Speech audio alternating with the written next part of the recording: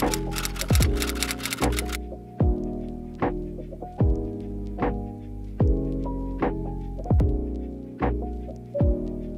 everyone, welcome to Talk Sustain to Me. This Sustainability Experience series is about meaningful stories of sustainability-related projects or experience. In each episode, I interview a young sustainability professional who shared a unique experience with us. The main intention of this talk is to inspire ideas and promote sustainability. In today's episode, I'm happy to have CHRISTY joining us. CHRISTY is currently a final year student majoring in environmental management and technology. She is passionate about sustainability topics including climate justice, climate resilience, ESG, and sustainable finance. She is a Hong Kong Youth Delegate of 2022 United Nations Climate Change Conference. Hi, CHRISTY. Thanks for joining us today. Hi, Natalie. Thank you for having me today, become your guest. And hi, everyone. This is CHRISTY. And I have always been passionate about environment, and I started to study environmental management at university. And I become more aware of the urgentness of climate action and how to tackle climate change at this time. So I also really struggle about what kind of opportunity I can have and how I can bring more impact to the society. So that's why I try to involve with different local climate-related conference and seminar. And I also went to exchange in Denmark, so I started to connect more people working more international negotiation related. So I also have my life-changing moment, and then I got the chance to prepare for attending COP27. Right, that's a really interesting background. I'm so happy for you that you have this opportunity to join COP27 last year. It's truly unique and meaningful experience. So could you start by briefly introducing your background as a Hong Kong Youth Delegate? Why did you have this chance of going to Egypt? Sure. This is a really life-changing moment for me, because I start to search more about how I can involve in becoming a delegate in COP27 as an individual if I'm not belonging to any of the NGO. And then actually before COP, each year we have a conference called Bonn Conference. It's actually prepare for COP27, prepare the agenda and all the discussion point that we have to tackle in COP27. So I tried to ask for a different opportunity to attend Bonn Conference, and then I got the chance. So that's a really important point for me to get the chance to attending COP as an individual. And so I also is one of the member of Yango. It's actually a leader by the youth, and it's also an IGO. So it's actually one of the really crucial point that I can get connect with the different organizations, so that I got the badge to attending COP27. Wow, that sounds really interesting. What is the work that you have to prepare before attending COP27? Yeah, this is a really important point. Actually, this is my first time to attending COP. So I actually think the beginning is really struggle how I can start to the preparation. So when I got the confirmation of my application, so I start to keep thinking about how I can get the connection with someone already have experience in COP, attending COP 36 or 25.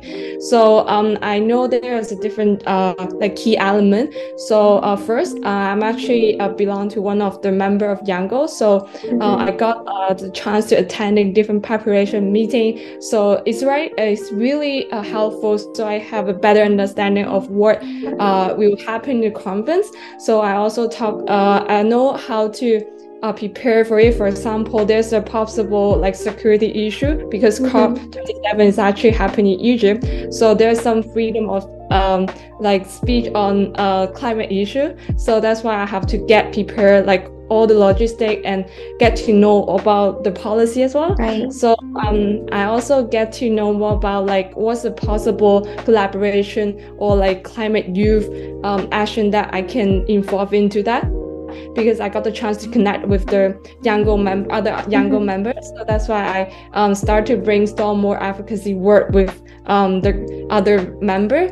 And also I also try to prepare a little bit on the research on what kind of agenda that will happen in COP27. For example, I got the research on the country NDC and also the COP27 decision. So that's why I can get to know more about like what they will discuss in the COP27, so that I can follow up more and get to know more about insight. And this is a really brief like talking about my preparation. And I think more important is get to know more about the agenda. It's actually official in their website from UNFCCC. So that's a really important thing, that I know what the day-to-day like agenda that I have to go to. Right, that's a lot of preparation before you head to Egypt. So like you have to do background research, you have to make some connections before you're heading there, and you have to did some reading, a lot of preparation, and I'm sure you can learn a lot through these preparations. So how about when you were in Egypt? Can you share more details of what happened during COP27 in Egypt? Yeah, sure. I would describe this experience as something that everything happened at the same time. Right. Why I was so? Because it's actually maybe I can give a little bit like understanding to you or what kind of element that will include in COP27. So there are three main areas we call zone. So it's actually we have blue zone, the second one is green zone, and the third one is called innovation zone. So starting to introduce more about what is green zone, it's actually the main the venue that high-level negotiation where the representative from different countries came together, discuss the climate policy, and it actually really fantastic to see how like negotiation in an international setting play really like important role in like approve different like policy and also compromise with the different negotiation to make powerful impact or advocacy climate action. So the second one would be green zone. It's actually public like free entry. So there's a lot of exhibitions, side event, and it include also like a lot of like different negotiation and just, for example, talking about the just transition. So we can know more about the panelists showing the importance of ensure no one is left behind, but they also got the chance to demonstrate what they want to show to the public. And so this is a really equality things. So the third one would be the innovation zone. It's actually a hub that showcases the latest technical innovation. There's a lot of consultant firm and also like startup, or also like a lot of entrepreneur like have their booth there, so they can have a showcase their sustainable solution and also like climate action like technology, so that they can like connect with each other, so that they can start the project, also think about the solution as well. So also the final element is not actually belongs to any zone. It's actually informal meeting. For example, there's a lot of bilateral meeting happening anytime. So that is really important, that you have to reach out different parties, so start your advocacy work. So, and also there's a lot of like media interviews, so that also party outside the negotiation table, and also the zone is actually knowing what happening in COP27. So this is a brief the introduction for what happening in COP27. Right, that sounds really interesting. Like it's like everything is happening at the same time, like negotiations, conferences, and then there is also exhibitions, side events, some panel discussions, and I really like the innovation zone, because technology plays a really important role in helping us achieve the climate mitigation. So yeah, it's really interesting to know that everything happens at one time. Yeah. So what is the most exciting or memorable part of this experience? Yes, this is all. I also want to share three main experience. The first one would be the coolest thing that I've never experienced that before is having a bilateral meeting with the EU representative. So I got the chance to join a negotiation. So we talk about the gap and the capacity building of young people, especially in less developed country. And we advocate there's a lots of possible funding opportunity needed for those less developed country citizens to join different international conferences and also different opportunity. It's actually amazing to listen their idea on how like their point of view on helping or like adjusting the justice things. So that's why I think this is really important to all of the youth that you have to believe you have the power to move the policymaker to do something. And then another experience from my end would be I actually have a walk to different country pavilion. So all the country, they actually have their own pavilion. Lots of side event, for example, panel discussion is actually from the government people representative. They have a different opportunity to showcase their policy making a decision. So it's quite interesting to know more about what kind of they actually prioritize their decision, and when compared to Hong Kong, what kind of gap that we have. So this is a really interesting comparison that I can see. And then the third really impactful part would be meeting different climate advocates, so from all over the world, because like hearing their story and learning about their struggle is really tricking me to start to do something when I'm back to Hong Kong, because I'm actually based in Hong Kong. I raised and born in Hong Kong, so I actually don't have many chance to participate in different climate strike in Hong Kong. I'm not sure like other people have the same feeling with me, but I'm just struggling why Hong Kong cannot do that. And all of like less developed country, they have experience on that, and a lot of like climate, for example, like Fight for Future and those really amazing events they happen in Indonesia. So I always I really want to get to know more about their struggle and how I can also start something in Hong Kong. So those are really crucial experience for me, and it's actually triggered me to do more in the future.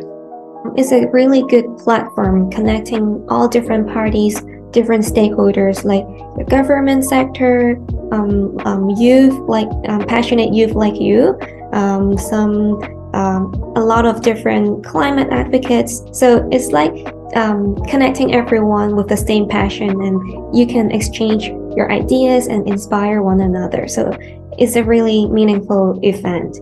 So after attending COP27, what do you think are the most pressing climate issues that humanity faces? Yes, I really love this question. And actually today is Earth Day.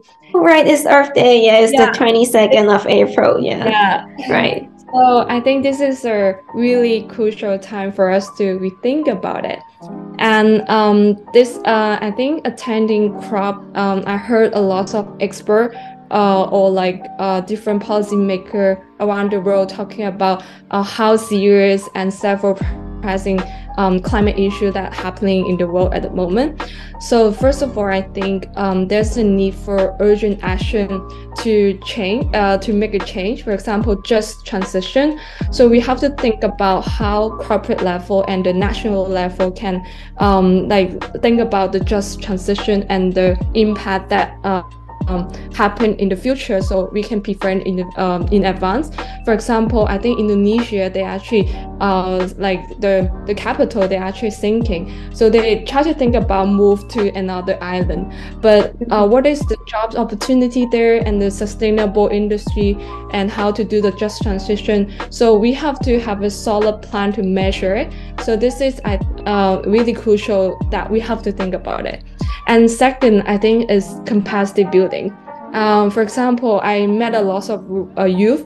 They actually have a youth like climate anxiety issue happening in their community and also individually. So which is like really important that they really want to address most of the climate issue, but they don't have the channel or they don't have a way, they don't have enough resources.